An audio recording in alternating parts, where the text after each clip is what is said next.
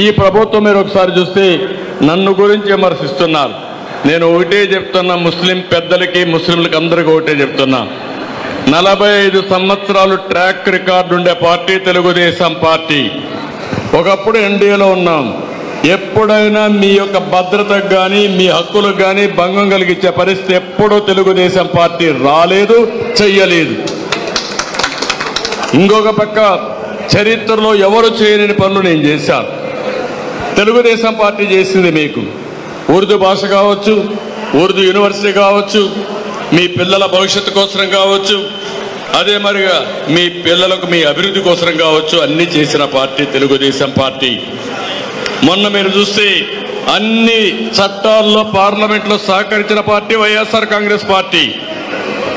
ఒకటి కాదు, ఏది వచ్చినా కూడా ఎప్పుడన్నా అపోజ్ చేసిన దాఖలాలు ఉన్నాయని మిమ్మల్ని అడుగుతున్నా. కానీ ఈరోజు నేను ఆలోచించింది, ఒక దుర్మార్గమైన ప్రభుత్వం ఉంది, రాక్షస ప్రభుత్వం ఉంది. అందరిపైన దాడులు చేస్తున్నారు, మనుషులందరినీ చంపేస్తున్నారు. ఇంకొక పక్క ఎవ్వరి హక్కులు కాపాడడం లేదు, భవిష్యత్తు అంధకారం చేసే పరిస్థితి వచ్చారు. అవన్నీ ఆలోచించిన తర్వాత ఈరోజు నేను పవన్ కళ్యాణ్ కలిసి ముందుకు పోయాం.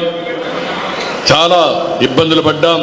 ఇక్కడ కూడా ఈ నియోజకవర్గంలో కూడా తెలుగుదేశం పార్టీకి సహకరించారని ముస్లిం సోదరులపై ఎన్నో కేసులు పెట్టే పరిస్థితికి వచ్చారు.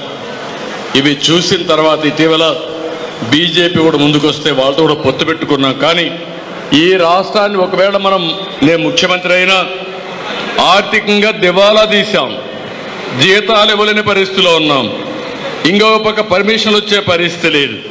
ఇవన్నీ చూసినప్పుడు మళ్ళా మీరు అనుకున్న పనులు చేయాలన్నా, ఈ రాష్ట్రాన్ని ఘాట్లో పెట్టాలన్నా, మీ అభివృద్ధి చేయాలన్నా, దేశంలో అన్ని రాష్ట్రాలతో సమానంగా ఆంధ్రప్రదేశ్ని ముందుకు తీసుకుపోవాలన్నా, ఇక్కడుండే ముస్లింలతో సహా అందరికీ న్యాయం జరగాలన్నా నాకు కూడా కేంద్ర ప్రభుత్వం అవసరం. కాబట్టి నేను ఈ పొత్తు పెట్టుకున్నాను తప్ప ఇంకొక విషయం కాదని మీ అందరికీ విజ్ఞప్తి చేస్తున్నా.